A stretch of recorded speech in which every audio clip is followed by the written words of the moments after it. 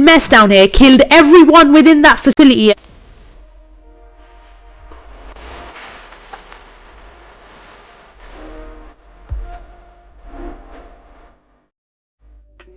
Well, the Wi-Fi is still being off, meaning that I have to travel to my grandma's to upload it all, so I'm getting all as many videos as I can done. We are playing the next main quest today on Horizon Forbidden West. Hey there guys, what is going on? It's Miss C.O.Z here, and before you continue watching this video, please click that subscribe button below and leave a like. So today, we are playing a quest called Faro's Tomb, and guess what? Aloy is making her way to Legacy's landfall, the place that Alva told her about. Once more, Horizon Forbidden West is exploring more horizons, more wider areas as well, and really cool places where we'll get some loot, learn more about the lore and such, and get to fight new machines. So I am really excited. As you can see, cue for this really brilliant montage over here. Aloy is traveling and braving the elements across the sea here, and I really loved it because the music here just got me so in the vibes as well. The atmosphere and the dense mythology in the game is just gorgeous, and if you have not already played Horizon Forbidden West, then I suggest you should give it a try. With that being said, check out Horizon Zero Dawn and then the DLC Horizon Frozen Wilds before you play this game, as there's a lot to catch up on, even though the game gives you an overview. Eventually we get stuck, and we come across here and then crash into this area. We're like, oh shit, you know, it's like land ahoy, woo, and we get stuck once more, shipwrecked on Legacy's landfall, where we are forced to go into a cove. It just happens to be the place that she needs to go on the island. But what will we find here? This is the temporary home of the Quen that have come out to search for answers, just as Aloy has.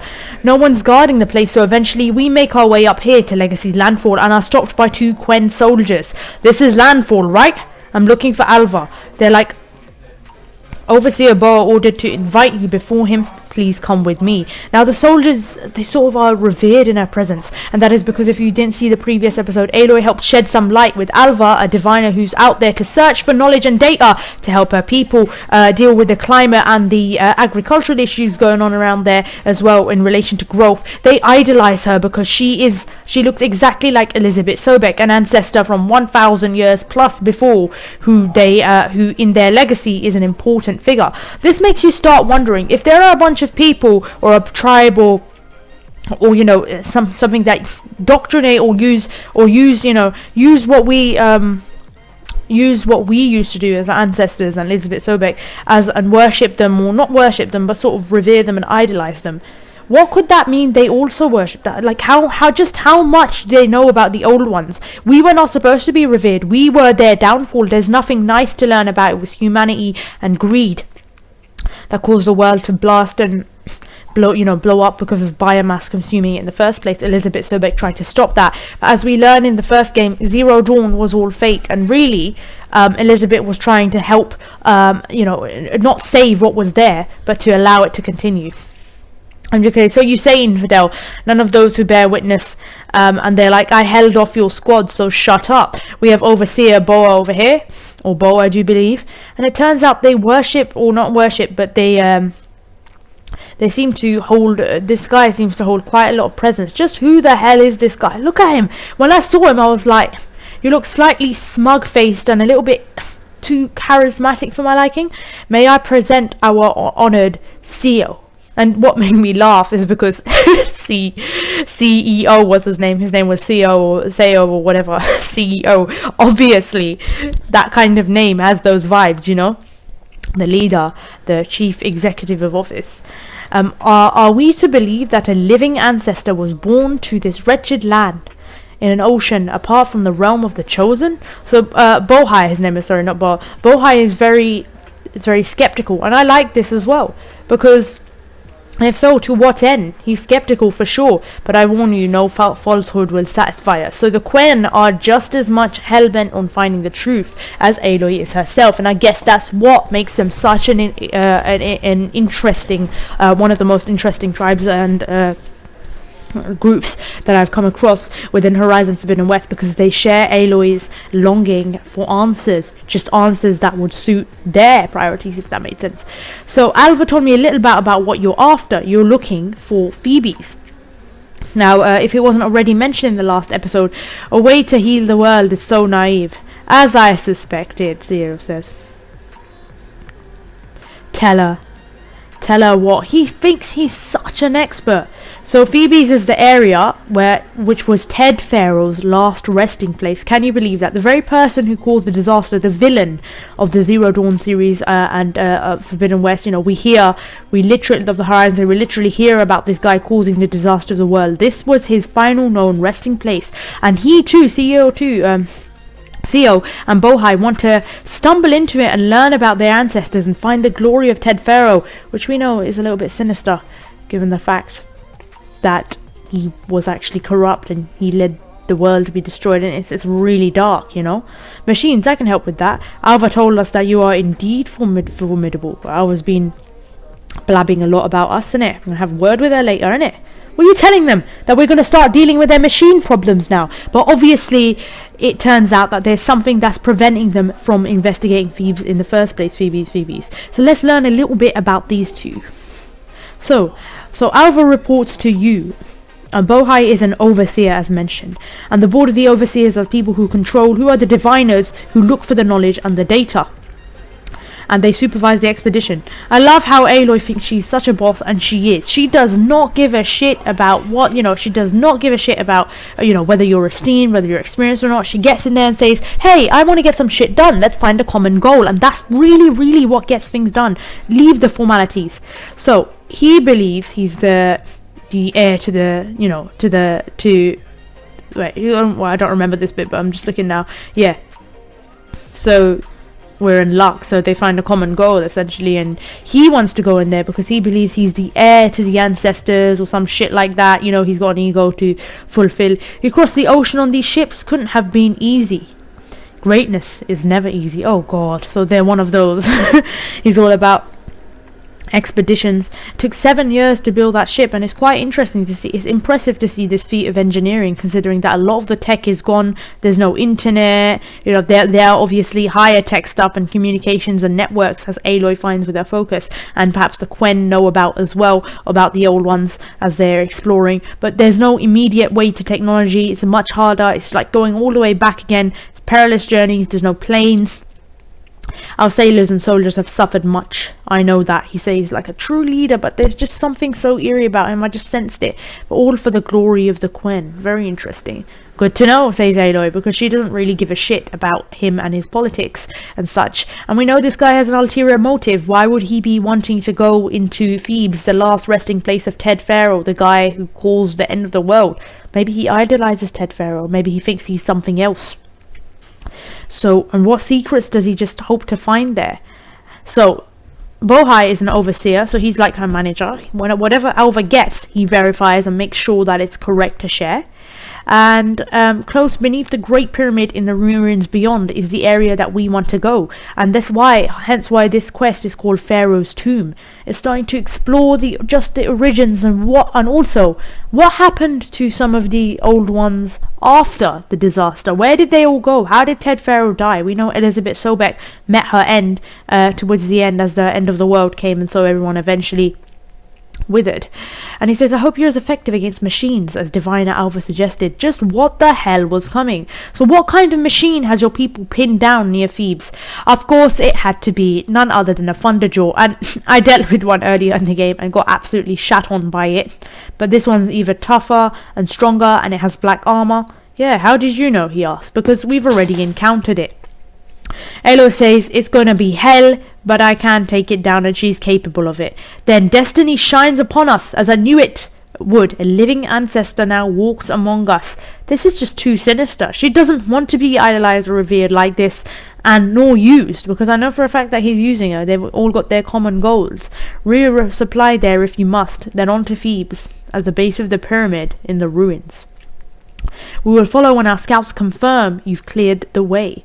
And so just what the hell were we against? Well, what I was about to come across was mad. When I tried to sit down and talk to him again, he goes, what moon do you need? So I say goodbye. I should get going. Yes, you should. He obviously just wants to use her to get on with stuff. And once more, I don't know why Aloy helps them, but obviously she has to, because it's also got the data that she wants in there as well. We find ourselves underestimating a fight and got shat on. This Thunderjaw, because I was playing it on hard as well, and yeah, hard's not that hard as well, but At that time it was, because I wasn't wearing the right armor. I got shot on so much by this fight, and I haven't fought a thunder duel for a while, especially not a powered one. I think I fought one in the game before. Holy shit, wrecked me completely. I used up all my potions and such. I don't think I had purge water, which was his weakness, or I can't remember. I did try, so for this fight I would recommend definitely using acid, because it corrodes the armor and such, and definitely helps. Tear blaster arrows, if you haven't already done it, to shoot off machine components, although for some reason they're much less effective than the first game. They're much squidgier. It's all about like outmaneuvering your opponent and capitalizing on their weaknesses. The move set was the same for a thunder duel, you know, but it was the random raw hits that was getting to me. So it's got that stupid shooting shit. You have to dodge that laser thing. I always hate that. I always get done by that move as well. But yeah, it wasn't a great fight, and it took ages. It took like 8 minutes, and it took me about 5 attempts. So that was crazy. When we finally did down it, then we're back to Alva, and we said, "Mayor CEO, we came to an agreement, kind of, and you're gonna help us get into Thebes?" She asked. Yeah, but I was a little bit confused at this time, because this shit isn't what I signed up for. I didn't sign up to allow your people to, you know, kind of. Oh, yeah, okay, they can explore it or whatever, but to kind of relive some lost legacy, there's nothing there. The data will take us years to fit. The CEO wants faster results. Yeah, your CEO is a bit annoying. Hey, Aloy, you have to be careful here. Oh my god. At this point, we can't have a proper conversation without Bohai coming. So Boha coming, and then the freaking CEO as well. You've been true to your word. I am pleased. Yeah, you are pleased. No one gives a shit about you being pleased. And so we go and explore just what Thebes is about as well. This is where it gets really weird, because you're starting to think, just what exactly are they expecting to find down here, and what if they're unhappy with the results? And so we go into a very interesting content base here. Much of this was flooded. We had to pump a great deal of water out to get down here, and it's a very interesting excavation. So they explore a little bit to go into Faro's tomb, and I'm actually kind of scared. I was actually kind of really scared. Just what the hell are we going to find down here? We come across this ominous crazy door which we can't go through. Behold the door to Thebes. And you know, we do want to please the CEO. A door like no other, says the CEO, or whatever. I keep calling him the CEO, but I think his name is CEO, but I'm not sure. Anyway, it never tells us his name. Oh, and it's locked to Theodore Faro. Well, you're right about that. It's designed to open for only one man. Ted Faro. Indeed. But the legacy tells us that he worked closely with Sobek. He trusted her, which is a mess, because Elizabeth Sobek, as we know, did work closely with him.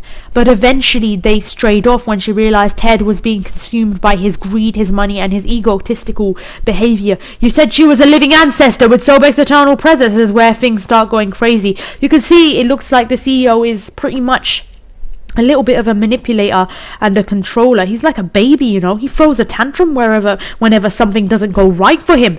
Alva is so smart, and I loved her at this point. The way her character developed was just brilliant. She went from that timid person who revered and felt that, you know, she didn't know what to do, was having panic attacks because she couldn't find the right data, to completely controlling the situation, helping Aloy out of the mess. And I know for a fact that Aloy's respect grew for her as well. Yeah, I can reach them. There might be another way down there. And so logical as it is, with its focused on science, technology, and being able to figure out things and using logic, seeing them for as they are, the components, rather than some story around them, and that skepticism and being skeptical and stuff really helps Aloy in this case. She can find her way around that door, and so we do end up finding our way around that door, and that's where we utilize the game's mechanic, the underwater element. So as you know, remember when you were watching me in the streams, you see that we found this really cool area, and it just had all the amazing different buildings of cultures and stuff. She found that area underwater as well, which was what was really cool. A lot of Forbidden West is spent underwater, sorting out fans, draining them and such, exploring underwater ruins, something that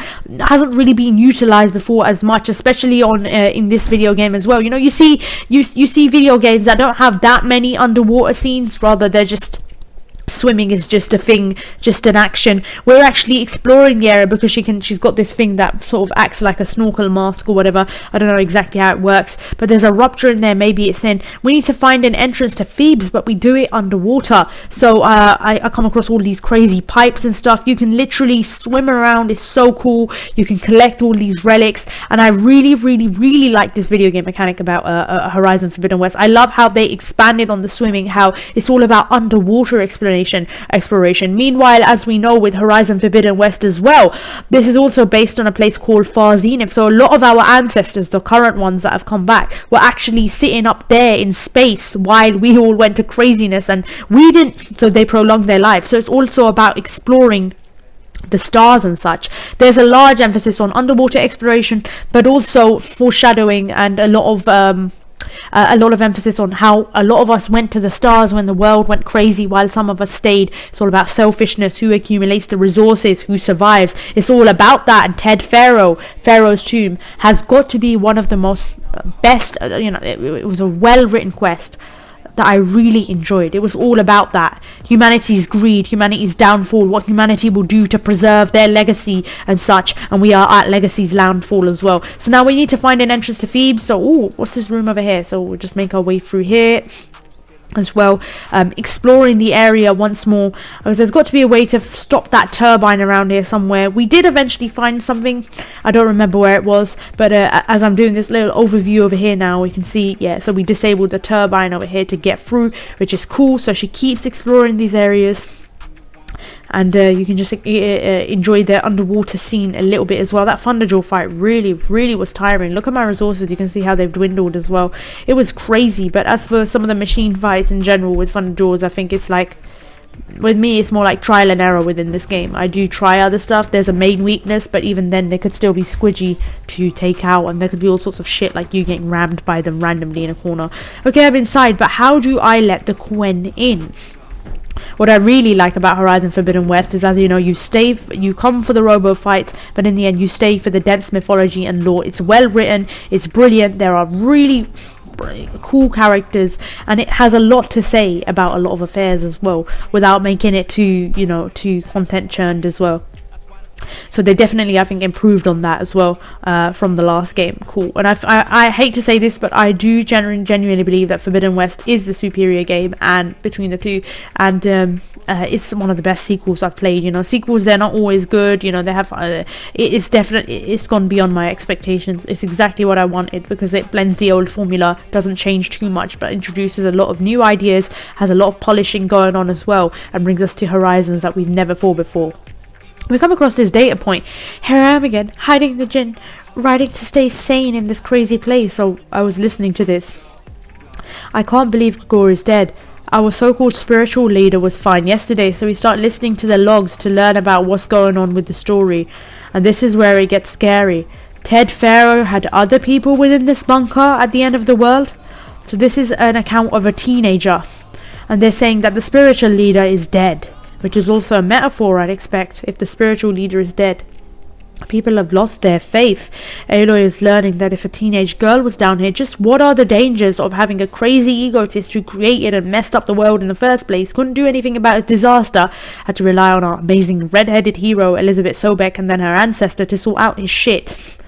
A living area, it's pretty big too, so you can see just around here we were collecting resources and such, exploring the area. Obviously sped it up because this is supposed to be like 2 hours or 1 hour, literally summarized to half an hour. There's nothing normal about a scientist, a harem living through the end times in a billionaire underground bunker, and Grigory's died from unexplained circumstances. They want, and at this point, I was probably thinking, don't tell me Faro is starting to murder people who disagree with him because he wants to keep his power. Nah, that's just crazy. Okay, sure, maybe you can accidentally cause the end of the world, but is there actually something wrong with this guy? Like, was he actually a threat? Like I don't know what he was he crazy or something?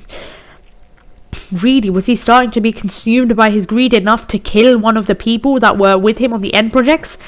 Oh, we hear Faro's account. I know everything's reading after Grigory's. He was a deeply spiritual man who wasn't afraid to rip back the curtain. Now, I've asked Dr. Sumto.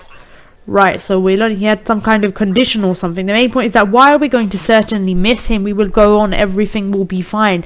Ted Faro doesn't seem overly bothered about the fact that Grigori is dead. And oh my goodness gracious, and you know, at this point you're thinking, what the hell?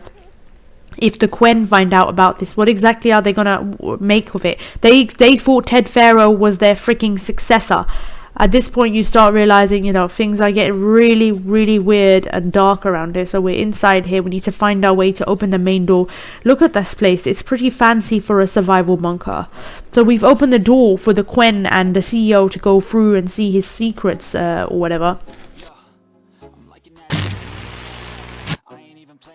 So from what we know, this billionaire made a lot of money off, you know, providing and sourcing the world with his technology, dealing with and ending starvation, but he wanted to make people rely on him, so he got greedy.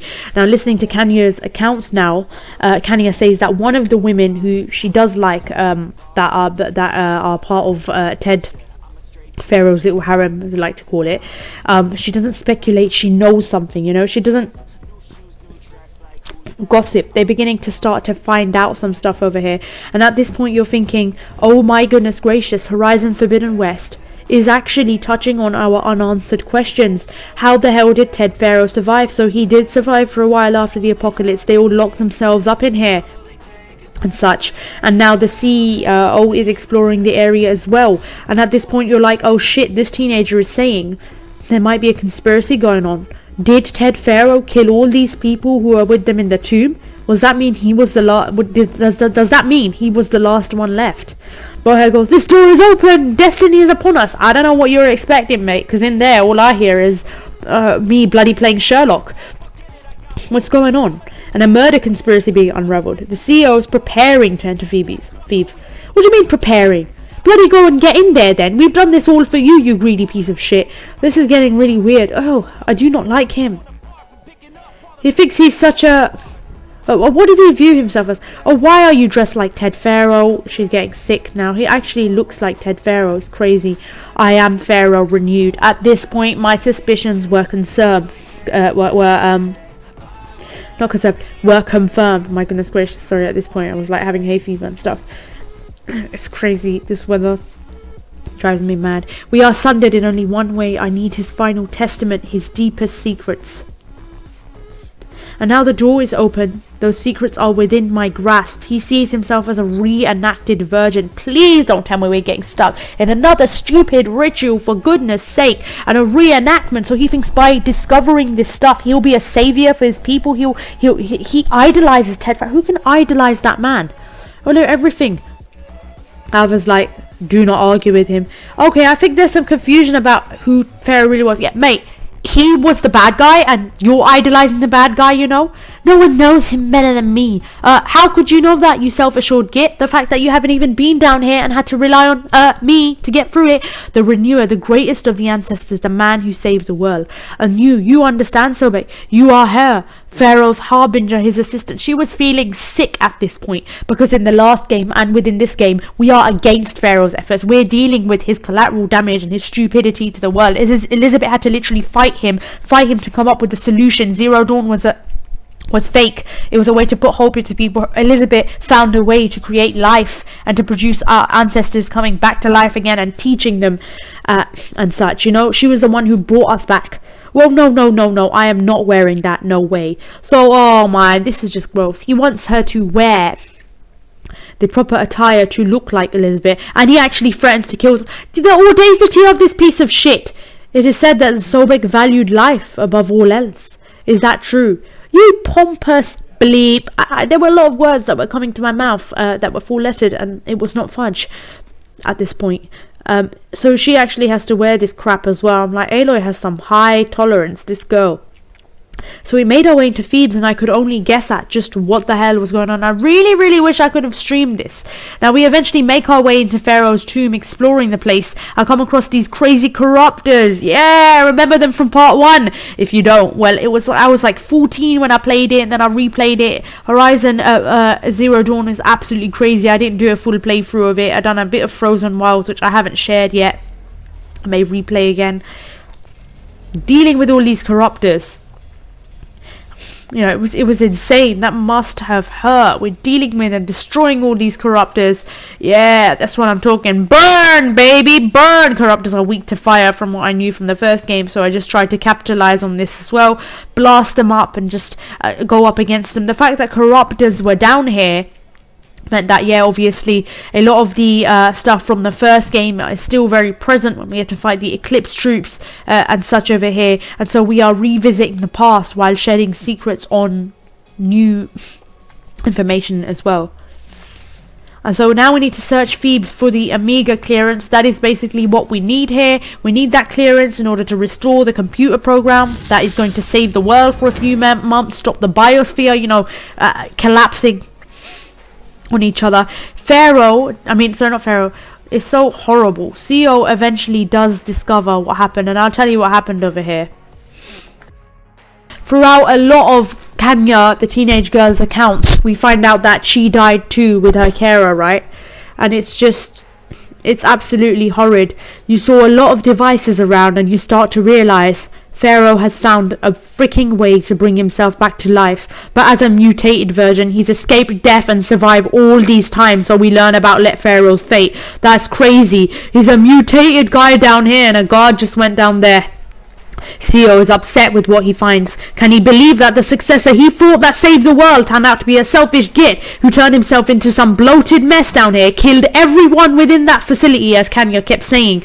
And yes, that woman who was her favourite, you know, of Pharaoh's girls or whatever, his harem, whatever, turned out to also be murdered because she found out just what the hell he was doing down there. He was trying to go up, and, you know, he was trying to use all their resources to live himself and to extend his life. Immortality, which is, as they say sometimes, very selfish. This got really, really crazy. I was using melee weapons and stuff. They were like heavily armored soldiers. As you know, there's a more emphasis on the melee element within the game as well. I was getting shattered on!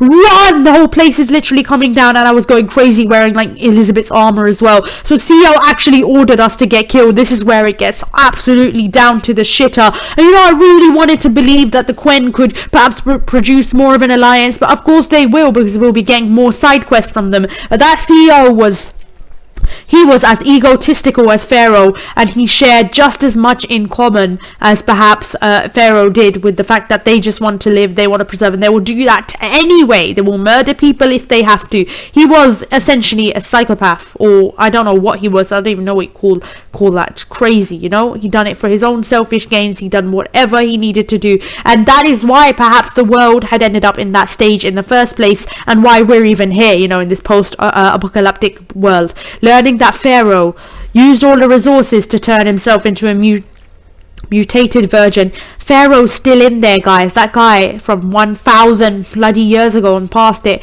You know, this is like some guy that was born in the 2040s living in 3036. Oh, that is just insane. It was a horror story. We had to kill the bodyguards and then get the hell out of there because this place was coming down, and the C.O. wants us killed. Oh, die! Oh shit, I'm getting bulleted on, innit? This is intense. At this point my heart was literally pounding and racing. Now Aloy doing a little bit of commentary here, and Aloy takes out the final person, running with Alva now as the reactor's blowing up. Now, Pharaoh is so selfish, he even, of course he did, self-destructed the entire place, so he basically overheated the reactor, so if anyone came in there and discovered him as well, he'd be there to greet them or whatever this shit is as well. He said in one of the accounts, I want to be able to greet the ancestors in the future or whatever. We could stumble across him, his plan gets foiled, he bloody blows us up with it. It just goes to show, yes, he was capable of murder, he's very much capable of destruction as well, and this is why we only learn more of the importance of why Aloy's mission is so important, to get away from the stupidity of Ted Pharaoh and those who are greedy. So many people used by him for his gain, so many people had to rely on his technology, and he used that. He thought himself a god, just as the CEO does, you know, to be able to control people, control the masses. It was all for just for show, you know. It wasn't for you know, the genuine you know, it wasn't for the genuine cause to actually help people. He just wanted the power, and that's just insane. Running and escape Thebes now, all the shit hit the fan. As we said, we actually needed a fan here because the place was overheating, reminding me of UK's heat waves as of recent, which are just shit, and the entire world as well. We thought we had it bad. Oh my goodness gracious, some countries it's way hotter as well. So at this point I was like, this is just crazy, because I think it was a heat wave or it was really hot when this was happening, and it really wasn't helping me with all this fire everywhere. Absolute madness. We had to run the hell out there. The place was becoming demolished. With that being said, we do have the Amiga clearance. We learned of Faro's fate and what really happened to Ted Faro all those times ago. We learned that the person who was leading the Quen idolized himself and followed such a destructive maniac like this, thinking he saved the world, when in reality he was the one who brought it down. It was people like him and people traits like him, and you know, a metaphor for the very sins of humanity. Alva and Aloy make their way out, seeing, of course, yes, the statue of Ted Faro toppling, and that piece of shit who tried to kill us. I really hope you die. I have so many words for you. Pushed his own guard into the lava, which is just ridiculous. Trying to preserve himself. He's gonna slip off that shit. Die, you piece of... I could not believe you. You wanted to find him, and that is the ending you get. You hit the floor, and of course you wanted to be like Ted Faro. You idolized him. Crashed. Ooh, that was nasty. But he got a fitting end, and you know, I did silently cheer there. It's a video game, and therefore, I mean, what more do you want? He died. He died with the guy he idolized, who he wanted to learn the secrets about. He thought saved the world. So to crazy leaders down there who you know thought themselves as not a pleasant way to die. It's gross. He got crushed. It's not at all. But he can remain with Pharaoh's tomb. Will also become the CEO's tomb. We really have to get the hell out of here, because this place was literally falling down. If you stayed in one area for like 2 seconds or something, you could basically get burned to death. Alva I really liked, because Alva helped us. Alva was forward thinking. She shared her secrets with Aloy and stuff. She wanted to find data for, you know, purposes to actually serve her people, to actually help them learn from their mistakes and stuff. I don't want to look for the sins of my people. I want to look for the way that I can succeed them, and that we can learn from our mistakes. And so that is basically the core of Horizon Forbidden West, and a recurring theme I've seen in the writing of these quests. And really, you know, I do love writing. And I really love the way that Horizon Forbidden West was written as well. Alva and Aloy both escape. We have the Thebes subfunction and what we came for, and we got to learn a little bit about the Quen. And Bohai is here. Bohai must be pissed off, because he's like, what the hell happened? You went in there with our esteemed leader, and now you've got an absolutely shat on yourselves. And he's like, but where's the CEO? And she goes, he's gone. I guess you could say he gave his life to help us attain the secret of Thebes. She was so eloquent. I feel like hugging you. I love Alva. I really want to see more of her as we develop. And Bohai goes, I see. You don't seem too upset about it. Do you know that he's basically a bit of a prick? You must think I'm enhancing the stupid. What? No. The CEO was an entitled egotist who twisted our beliefs into something sickening. So he admits it. Bohai all this time has been a far more capable and intellectual individual under him. And you expect me to believe that he done that? He obviously brought the place down. And what he said is, I'll kill you if you don't tell me the truth. But I do want to know the truth. And I know he was no saint. So you tell me what happened down there, and you tell us. And Aloy says, yeah, alright, you know, Bohai, you actually have a point. So now we both share that. And this is Bohai, this awesome guy. I'm so glad that they didn't make him another guy who's brainwashed or whatever by the stupidity. He's going to be the guy that's going to help us. That's going to be our contact with the Quen. And so I'm so excited to see what more quests we're going to see from them. What more mythology we learn from them as well. Now, if I have to, I will fight my way out of here. But it doesn't have to be that way. You could just let me go. And then take credit when things start to improve. Bohai is much cleverer as well. You know, the fact that the CEO has gone and twisted their beliefs as well. And Bohai agrees. And this is where, yes, we don't have to get into another crazy fight. There's a lot of politics going on here. There's a lot of negotiating as well. there's more now to video games than just aimless, blindless, you know, firing and killing and stuff. There's still a lot of it, don't worry. That the action is there, of course. You want to be able to have crazy action fantasy packed fights in, you know, this sci-fi fantasy that we're witnessing now, and stuff that are like open worlds and RPGs. But what it introduces some new interesting ideas. And now he says, Alva, you're going to be watching over Aloy now to see how reports go. And I'm like, woo! It's the gang! Woohoo! Because we got Alva on our side, and Aloy and Alva will take off the world and chill. And look at that, you bitchin' it used to. You're awesome. Val, I made a new friend. I need you to meet her back at the Quen ferry and escort her back.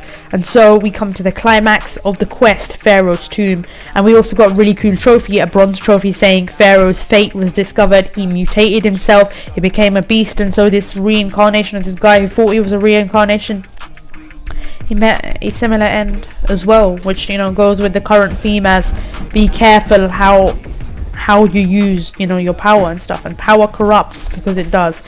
Please subscribe, leave a like, and see you soon.